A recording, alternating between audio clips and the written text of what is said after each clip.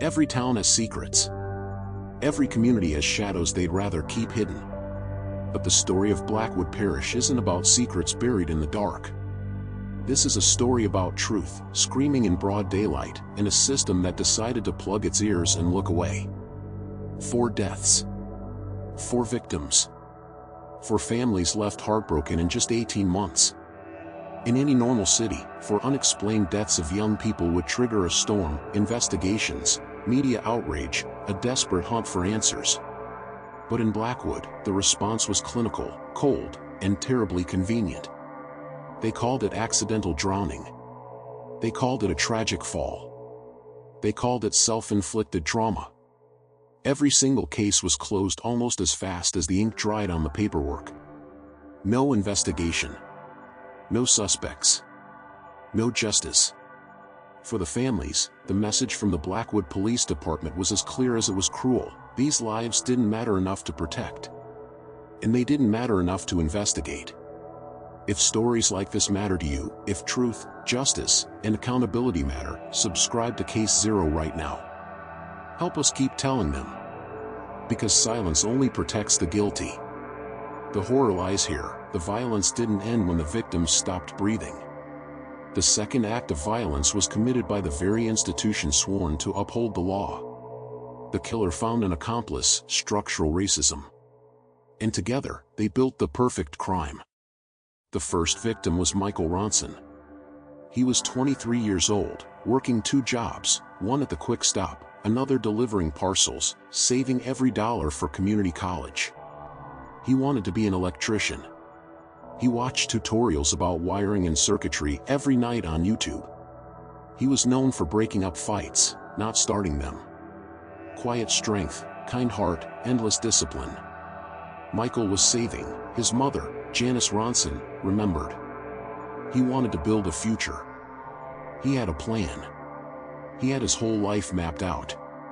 On the night of Friday, September 14th, Michael finished his shift at the Quick Stop at 1:15 a.m.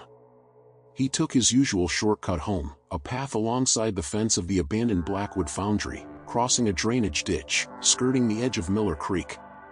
It wasn't scenic, but it was the quickest route. And it was pitch black. He never made it home. The next morning, at 7:30 a.m., a local hiker spotted something near the bank, half submerged in shallow water that barely reached the knee. It was Michael. Face down, motionless. Sergeant Dale Harding, a 20-year veteran of the Blackwood Police Department, was the first on the scene. He took one look and made his decision. Subject suffered accidental drowning. Appears victim slipped and fell into the creek while walking home in the dark. Likely intoxicated. Case closed pending autopsy. That single word, likely, was the seed of everything that followed. It wasn't a fact. It was an assumption. And it was the kind of assumption that comes easily when you've already decided who the victim was allowed to be. Likely intoxicated. No toxicology report. No witnesses. No reason. Just a convenient label that absolved everyone from looking deeper. When Janice received the call 2 hours later, grief didn't come first, anger did. Because she knew her son, and she knew the lie they were writing into his death. My son had a phobia, she told reporters later. A deep, crippling fear of water. When he was 8, he almost drowned. We had to pull him out. After that, he wouldn't go near a lake, a river, nothing.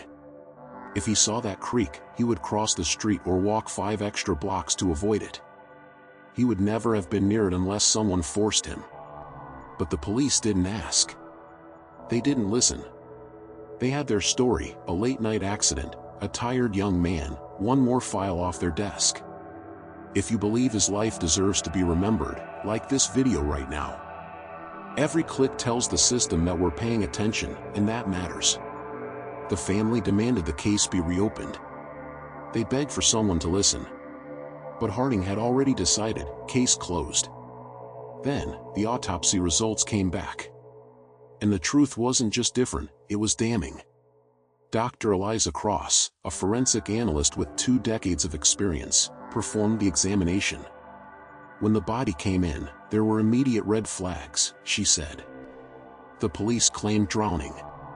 But when we examined internal evidence, that narrative collapsed. Inside Michael's airways, Dr. Cross found something that should never appear in a drowning: coarse, sandy soil, packed deep into the bronchi, the smallest branches of the lungs. This wasn't water aspiration, she explained. This was forceful obstruction. You don't inhale dirt accidentally.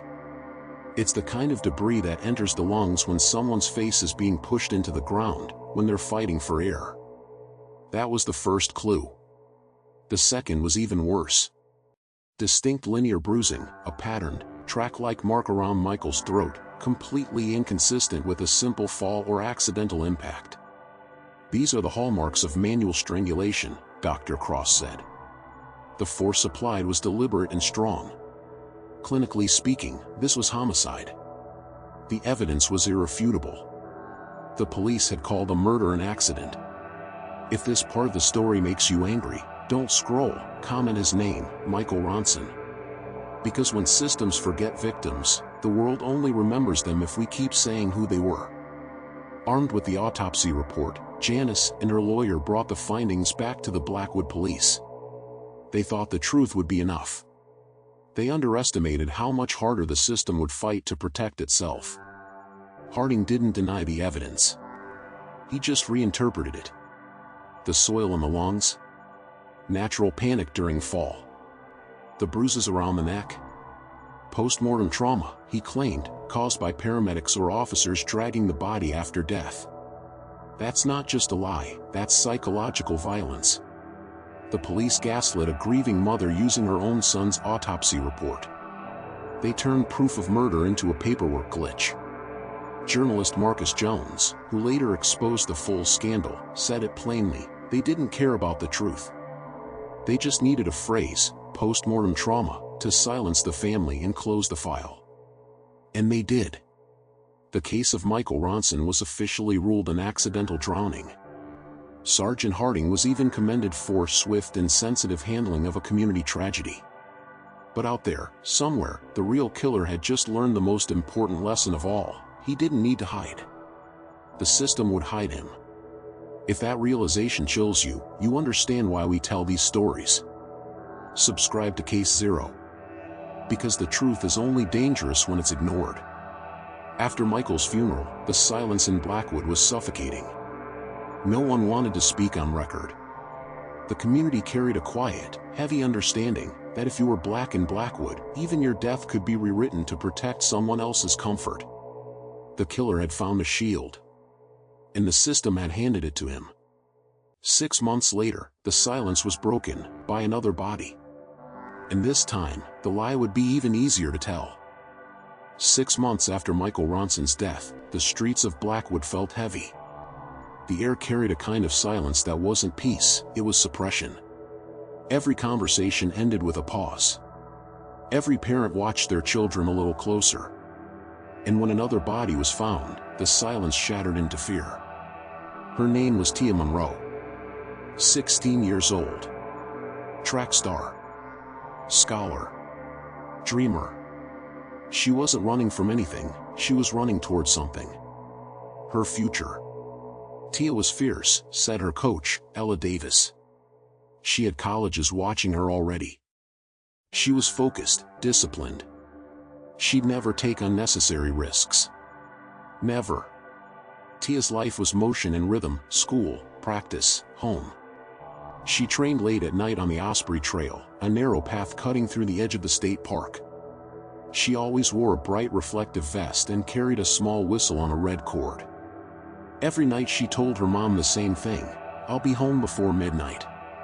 But on April 23rd, she wasn't. 36 hours later, 2 hikers found her body at the bottom of a short embankment, tangled in brush, her face turned toward the sky. The creek bed below was dry. No blood. No drag marks. Just another accident. Sergeant Dale Harding, the same man who had closed Michael Ronson's file, was first on scene again.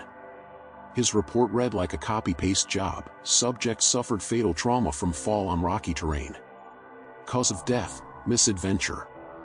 Victim likely misjudged footing in the dark. And with that, Blackwood had its second tragedy and its second cover-up.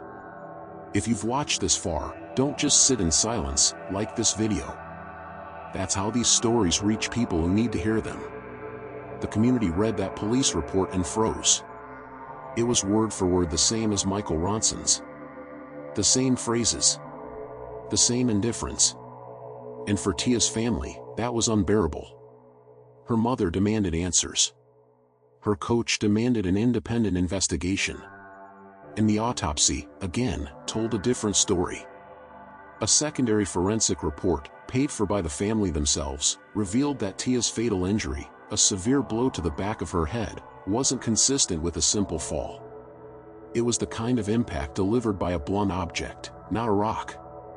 And the fracture angle showed she was upright, not tumbling. Then came the details the police ignored: ligature-like bruising on her wrists, linear marks on her arms, defensive cuts on her hands. The report was clear: she had been restrained. But in Harding's official file, scratches from brush, fell through debris. Her reflective vest, that bright yellow symbol of her discipline, was found 50 feet up the trail, ripped clean down the center. Her running shoes were still tightly laced, their ends soaked in grease, not mud. The police never explained that. They never tried. A delivery driver had seen something that night, an unmarked black sedan idling by the trailhead around 2 a.m. He called it in as soon as he heard the news. But Harding dismissed him as unreliable due to the time of night and distance from scene. Another lead buried. Another truth erased. When I heard about Tia, I went cold, said journalist Marcus Jones. Different victim, different place, but the same script. They weren't missing the evidence, they were vetoing it. They were protecting themselves and the killer. Jones started publishing his findings in a tiny newsletter. He linked the cases line by line, the language, the speed, the pattern of denial. He called it the Blackwood Files. And this time, people listened. The community began to see the thread connecting Michael and Tia, not just a killer at large, but a system that was doing the killing in slow motion. Harding held a press conference, tight-jawed and defensive. The Blackwood Police Department will not be distracted by sensationalist reporting linking two unrelated incidents. These cases are closed. We urge the community to stop spreading conspiracies. Conspiracies. That word hit like a weapon. He wasn't speaking to the media, he was gaslighting the entire town. Turning grief into delusion. If you're hearing this and you've ever been told to stop making trouble for seeking justice, leave a comment with a black heart emoji. Let the families of Blackwood see how many people believe them. The psychological damage was immense. Parents walked their kids to school in broad daylight. Teenagers stopped running alone. And whispers turned to fear: how many accidents does it take before they call it murder? The files on Michael Ronson and Tia Monroe were sealed in the precinct archives, stamped closed. No further action. The killer had learned another lesson: the system didn't just cover for him, it erased his tracks. And somewhere in the shadows of Blackwood, he was already planning the next one. If you're still with us, subscribe to Case Zero right now. Because what comes next is the turning point, the moment the cover-up became a crime of its own. 7 months later, the violence returned, louder, brutal, and unmistakable. And this time, it would tear the facade of Blackwood's justice system apart from the inside. By the time autumn settled over Blackwood, the fear had turned into something heavier: distrust. People didn't look at the police the same way anymore. The uniforms that once symbolized safety now looked like a wall, a barrier between the truth and the people begging for it. And then came the third death. The one that broke that wall wide open. His name was Damon Cole. 25 years old. Reliable. Grounded. The kind of man who showed up early and stayed late. He wasn't a student like Michael, or a rising athlete like Tia. He was a foreman, steady, methodical, the backbone of his construction crew. Every paycheck went toward one goal: buying his mother a home outside the noise of Blackwood. That's who Damon was, a man building a future, brick by brick. On a Saturday night in late November, Damon didn't call home in his usual hour. 10 o'clock came and went. His mother tried to convince herself he'd fallen asleep, that he'd call in the morning. He never did. By dawn, a patrol car was parked outside her house. They'd found him dead. The report was short, cold, predictable. Subject gained unauthorized access to private property. Fell into disused municipal well. Cause of death, misadventure. Same signature. Same man signing it, Sergeant Dale Harding. But there was one problem: Damon Cole wasn't the kind of man who wandered into danger. That well sat behind a locked gate on private industrial land. It had a heavy, padlocked hatch. To fall in, someone had to break the lock first. He respected rules, said his sister Clara. The idea that he broke in just to fall down a hole? That's not Damon. That's nonsense. The community wanted to believe this was the last time Harding would lie. But they didn't know the extent of what he was willing to destroy, literally, to protect the illusion. A private investigator hired by the Cole family arrived at the site less than 3 days later. What he found was staggering. The entire area around the well had been hosed down, he said. No footprints, no tire tracks, no drag marks, no trace evidence. It was sterile. Like someone cleaned it for an inspection. The investigators stared at the dry, scrubbed earth and realized what that meant. The Blackwood police hadn't just ignored evidence, they'd erased it. If that chills you, share this video. Because this is what a cover-up looks like when it's no longer a mistake, it's a crime. Even the coroner's notes had been edited. The official cause of death, blunt trauma from the fall. But the internal report, the one never meant to be seen, noted deep, patterned lacerations on Damon's torso, marks that looked like cuts from a blade or serrated tool. Signs he'd been restrained, maybe tortured, before being dropped into the well. That line vanished from the version the police released to the family. This was no longer incompetence. This was orchestration. The community's anger turned molten. Whispers of accident turned to the word no one wanted to say out loud: conspiracy. Then, 7 weeks later, Marcus Jones received a call that would change everything. No name. No caller ID. Just a trembling voice on a burner phone. They deleted the evidence, the voice said. Check the log. The rope. Then, click. The call lasted 14 seconds. Marcus followed the lead. Inside the precinct's digital evidence log, he found an entry for a piece of heavy-duty construction rope, the same kind Damon used every day on site. It had been logged the night of the incident, and then erased the next morning. Its physical status, destroyed/disposed of. The message was unmistakable. Someone inside the Blackwood police was trying to clean up after a killer, and now, for the first time, someone inside was refusing to stay quiet. If you believe in whistleblowers, in the people brave enough to speak up when no one else will, drop a fire in the comments. Because this is how truth survives corruption. The anonymous tip changed everything. For the first time, the community had a crack in the armor, proof that the system was eating its own integrity from the inside. But it also meant one terrifying thing: someone within the department knew exactly what was being buried. And the killer, whoever he was watching it all unfold. Comfortable. Confident. Because 3 murders in, the police hadn't failed him once. When Damon Cole was lowered into the ground, the entire town knew they weren't burying a man, they were burying evidence.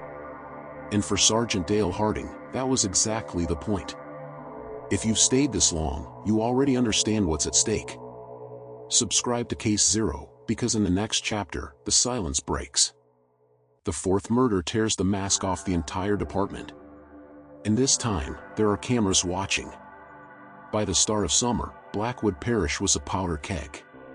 3 victims. 3 accidents. 3 sealed files. And a community that no longer believed in anything the badge had to say. Parents whispered curfews. Reporters circled. But the killer was still out there, comfortable inside the silence that the police had built for him. until the fourth body shattered that silence forever. His name was Marcus Mickey Jones Jr. 19. Library clerk. Student.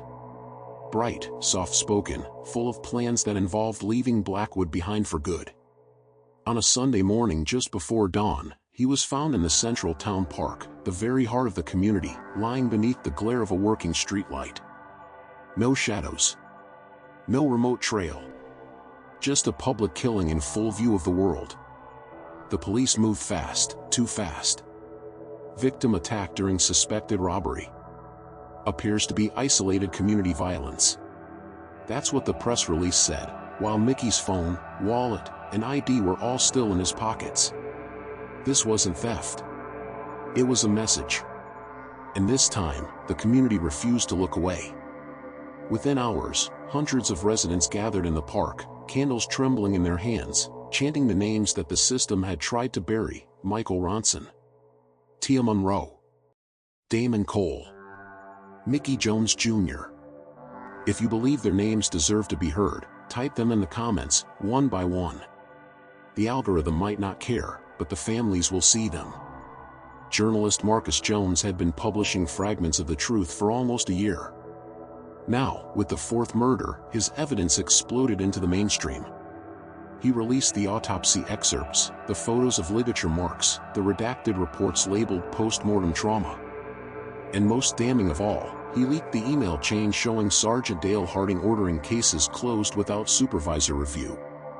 The media descended on Blackwood like a storm. For the first time, the silence was broken, on camera. The police scrambled.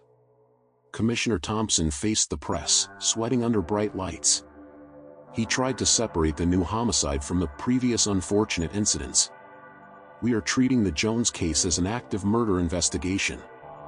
The earlier cases remain closed pending review." But that statement did the opposite of what he intended. By acknowledging one, he admitted they had lied about the rest. The community erupted. Marches turned into vigils. Vigils turned into lawsuits. The same walls that protected the police now protected no one. When a system lies long enough, it starts leaving a trail. And now, the trail was digital. The whistleblower, the anonymous voice from the burner phone, came forward. Her name was Maria Sanchez, a junior records clerk. She provided internal emails, time-stamped edits to evidence logs, and Harding's explicit orders: reclassify neck bruising as post-mortem trauma. Do not release any notes. Close immediately. Another message, referring to Tia Monroe's case, read: ignore truck witness. Maintain misadventure ruling. Too many connections. The lies weren't careless. They were policy. Maria's testimony was the breaking point. The state attorney general's office took control within 48 hours. Harding was suspended. The files reopened. Federal investigators swarmed the precinct. And inside the evidence they inherited lay the key: a single microscopic fiber embedded in the frayed end of the construction rope from Damon Cole's case. A Kevlar blend strand used only in industrial gloves issued to municipal maintenance workers and off-duty security staff. The search narrowed to just a handful of men. One name matched every radius and shift pattern of the murders: Arthur Kincaid, 35. Factory maintenance technician. Disciplinary record for harassment. A man who'd been on site near every crime scene in a maintenance capacity. When officers raided his home, they found the gloves, stained, frayed, still carrying microscopic traces of soil matching Miller Creek. DNA confirmed what the town already feared: the killer had been hiding in plain sight. During interrogation, Kincaid never expressed remorse. He called himself a cleaner. He said, "I just fix things the way they're supposed to be." He admitted to choosing victims who, in his words, didn't belong in certain places. And when asked why he kept killing, he smiled. "Because they kept covering for me." The silence in the interview room was suffocating. The detective leaned forward. "You mean the police?" Kincaid shrugged. "They wrote my alibis before I needed them."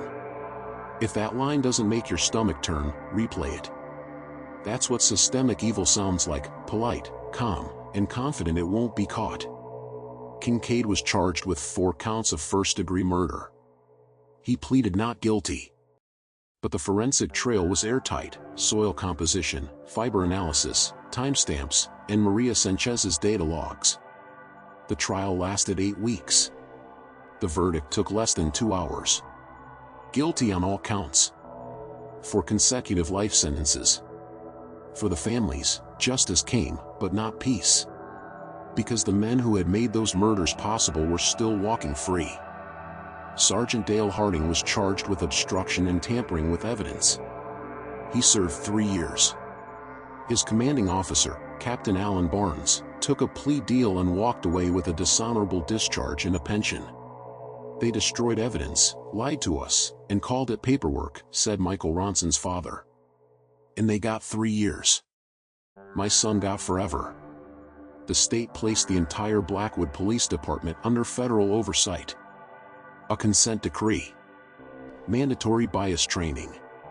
External review. But everyone in Blackwood knew, you can't train morality into men who have none. Attorney Robert Finch summarized it best: they reopened the cases not because they found a conscience, but because they got caught. If you've watched this far, don't let it end here. Subscribe, share, and comment their names.